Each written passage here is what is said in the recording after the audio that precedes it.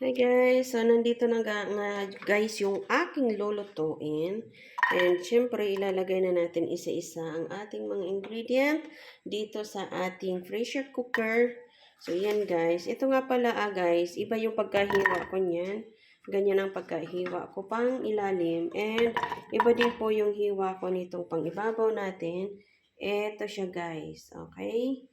So, ilalagay ko muna yung pang ilalim niya guys, para ay ayusin na natin yung ating bangos. Okay, so sandali lang guys. So nandito na guys, ating munang ayusin yung ating bangos. Nababad natin yung kanina pa sa asin. Dito nga guys, oh. Ayan. Tapos isang buntot. Tapos isang aayusin natin yan guys. Kasi medyo maliit yung pressure cooker natin. So, isang ganyan. Tapos, aayusan natin itong ating palaman na carrots. Ayan.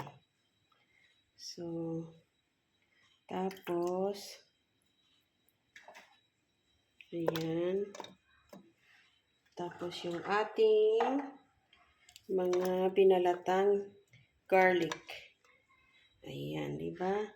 Tapos, ayusin natin ulit itong natanggal yung nasa tiyan niya. Ayoko tong matanggal. Gusto ko na nandito to. Okay, so ipasok natin sa tiyan niya. Ayan.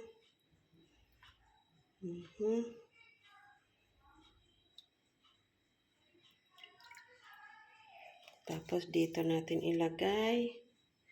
Tapos, yung isa pang ulo. Tapos, yung buntot. So, ganyan na siya guys, kaayos. Yung iba nga pala, hindi siya naglalagay ng onion, saka, saka yung tawag nito, lemongrass. Pero ako guys, naglalagay talaga ako nun. Kasi, pampatanggal din talaga yan ng, ng lansa ba ng isda. Okay? So, ganito guys, ang aking menu for the day. So, ilalagay na natin guys yung ating iba pang ingredient. Sandali lang muna at bibidyohan natin. So, ito na guys. Mahina ang kalaban natin guys dahil isa lang yung ating kamay na ginagamit para sa ating pagbablog. Sandali lang pa ulit. There you go guys. So, ito na yung iba pa nating ingredient. Nakalimutan ko nga pala to guys, lagyan sa ilalim. Pero pwede pa naman natin siyang ipahabol. Okay? And then yung susunod natin guys, lalagyan natin siya ng kaunting asin. Huwag lang masyadong marami guys. Dahil nasa panlasa nyo yan guys kung gaano karami ang gusto nyo. Okay? And then isusunod na nga natin guys yung ating oyster sauce. And syempre, nandito na yung ating oyster sauce guys. Ayan. Siya yung magdadala ng kulay guys sa ating niluto.